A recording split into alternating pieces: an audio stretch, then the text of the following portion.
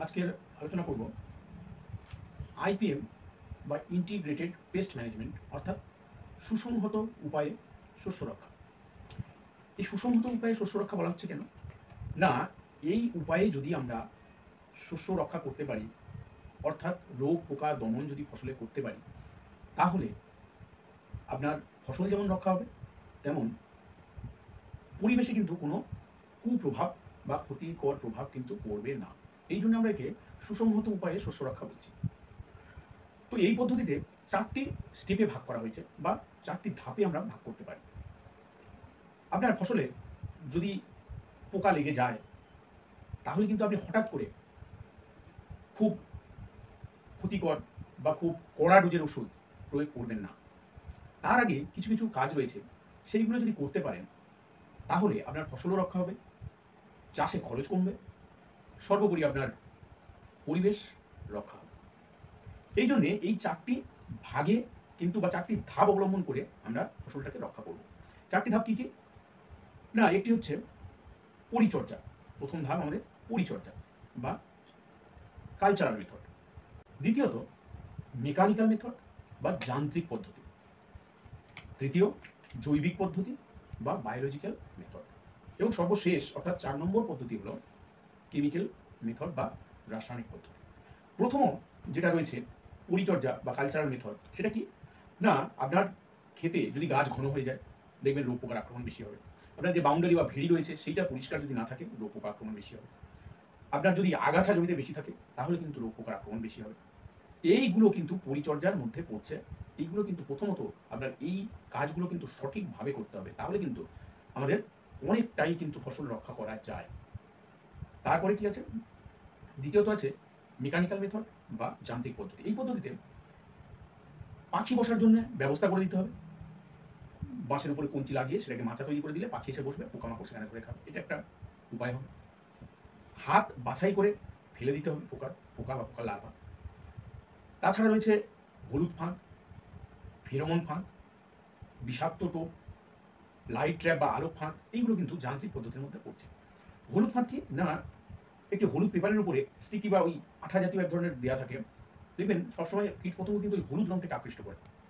তাই হলুদ ওই আঠালো কাগজের উপরে কিন্তু পতঙ্গ বা কীট সেগুলো এসে বসবে এবং তারা আটকে যাবে, আর উঠতে পারবে না। এছাড়া আছে ফেরোমন ফাঁদ।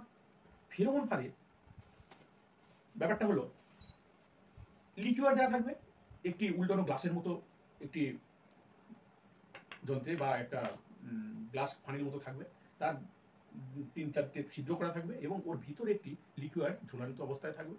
সেই লিকুয়ারটার কিন্তু গন্ধটা হবে স্ত্রী পোকার মতো, স্ত্রী পোকার গায়ের যে গন্ধ সেই রকম।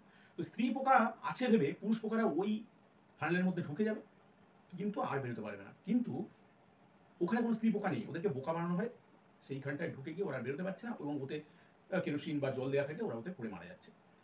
এছাড়া রয়েছে আলোক ফাঁদ।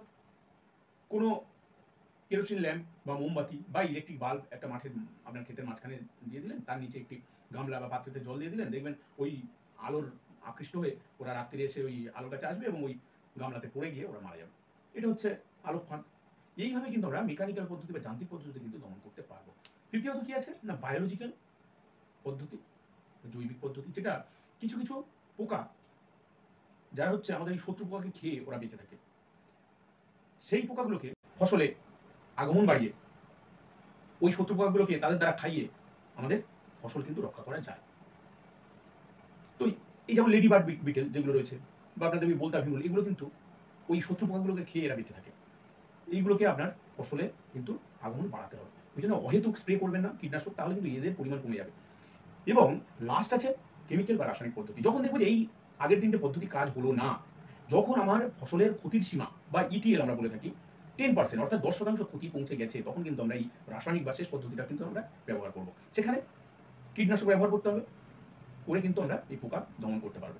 সবসময় মনে রাখবেন কীটনাশক প্রয়োগ করবেন ঠিক বিকালবেলা, সকালের দিকে বা দুপুরের দিকে এগুলো যদি আপনি রোদ ঝলমলে অবস্থায় প্রয়োগ করেন, তাহলে যে সমস্ত উপকারী পোকা রয়েছে তারা কিন্তু মারা যাবে, কারণ ওরা ওই রোদ ঝলমলে আবহাওয়ায় কিন্তু ওই সব আমাদের বন্ধু পোকাগুলো বেরোয়, আর শত্রু পোকাগুলো বেরোয় ঠিক সন্ধ্যার সময় বা সূর্য ডোবার পরে।